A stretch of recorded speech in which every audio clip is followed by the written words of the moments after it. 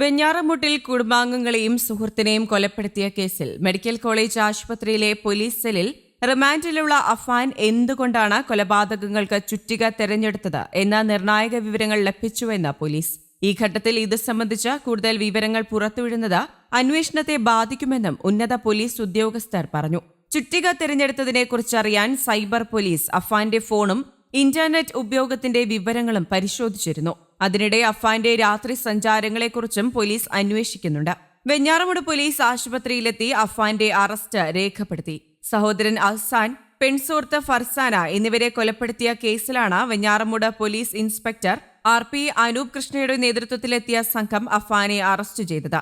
അഫാന്റെ പിതൃമാതാവ് താഴെപ്പാങ്ങോട് മസ്ജിദിന് സമീപം താമസിക്കുന്ന സൽമ ബീവിയെ കൊലപ്പെടുത്തിയ കേസിൽ പാങ്ങോട് പോലീസ് നേരത്തെ അഫാന്റെ അറസ്റ്റ് രേഖപ്പെടുത്തിയിരുന്നു.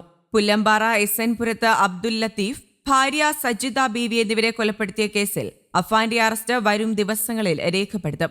ആശുപത്രി നിരീക്ഷണം കഴിഞ്ഞാലുടൻ അഫാനെ ജയിലിലേക്ക് മാറ്റും. തുടർന്ന് വെഞ്ഞാറമൂട് പോലീസ് ആദ്യം കസ്റ്റഡിയിൽ വാങ്ങി തെളിവെടുപ്പ് നടത്താനാണ് തീരുമാനമെന്നാണ് വിവരം. അഫാൻ, മാതാവ് ഷെമി എന്നിവർ സംഭവം നടന്നതിന്റെ തലേന്ന് 50,000 രൂപ വായ്പ ലഭിക്കുന്നതിനു വേണ്ടി വിവിധ സ്ഥലങ്ങളിലുള്ളവരെ സന്ദർശിച്ചതായി പോലീസിന് വിവരം ലഭിച്ചു.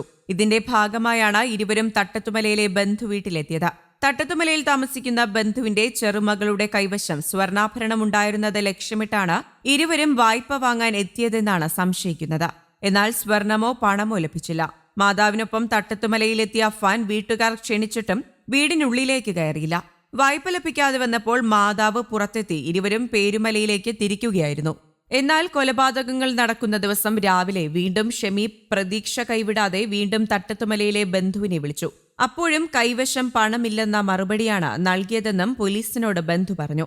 ഈ 50,000 രൂപ ആർക്ക് നൽകാൻ വേണ്ടിയാണ് മാതാവും മകനും ഓടി നടന്നതെന്ന കാര്യവും പോലീസ് അന്വേഷിക്കുന്നുണ്ട്. അഫാൻ പാങ്ങോടെത്തി കൊല നടത്തിയതിന് ശേഷം സ്വർണമാലയുമായി വെഞ്ഞാറമൂട്ടിലെത്തി പണയം വെച്ച പണം വാങ്ങി. അതിൽ നിന്നും ഒരു തുക ആർക്കോ അയച്ചു കൊടുത്തുവെന്നും പോലീസ് കണ്ടെത്തിയിട്ടുണ്ട്. ഇതിനെക്കുറിച്ച് കൂടുതൽ അന്വേഷണം നടത്തുമെന്നും പോലീസ് പറഞ്ഞു. കുടുംബത്തിന് കടബാധ്യതയില്ലെന്ന് പിതാവ് അബ്ദുൾ റഹീം പറഞ്ഞെങ്കിലും പോലീസ് കടബാധ്യത സ്ഥിരീകരിച്ചിട്ടുണ്ട്. അഫാന്റെയും അമ്മ ഷെമിയുടെയും ജീവിത ശൈലിയാണ് കടം പെരുകാൻ കാരണമെന്നും വിലയിരുത്തപ്പെടുന്നു. അതേസമയം അഫാന് മാനസിക പ്രശ്നങ്ങൾ ഇല്ലെന്ന് മെഡിക്കൽ ബോർഡ് സ്ഥിരീകരിച്ചു. പൂർണ്ണ ബോധത്തോടെയാണ് ഇയാൾ കൂട്ടക്കൊല നടത്തിയത്.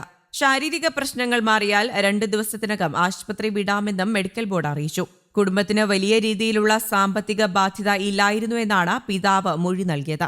65 ലക്ഷത്തോളം രൂപ കടമുണ്ടെന്നായിരുന്നു പ്രതി അഫാൻ പോലീസിനോട് പറഞ്ഞത്. ബാങ്ക് ലോണും മറ്റു കടങ്ങളും ഉൾപ്പെടെ 15 ലക്ഷത്തിന്റെ ബാധ്യതയുണ്ടായിരുന്നു. എന്നാൽ കുടുംബത്തിന് അത്രയും വലിയ കടബാധ്യത ഉണ്ടായിരുന്നതായി തനിക്കറിയില്ലെന്നുമാണ് അബ്ദുൽ ലത്തീഫ് പാങ്ങോട് പോലീസിന് നൽകിയ മൊഴി. News desk, Kerala Kaumudi.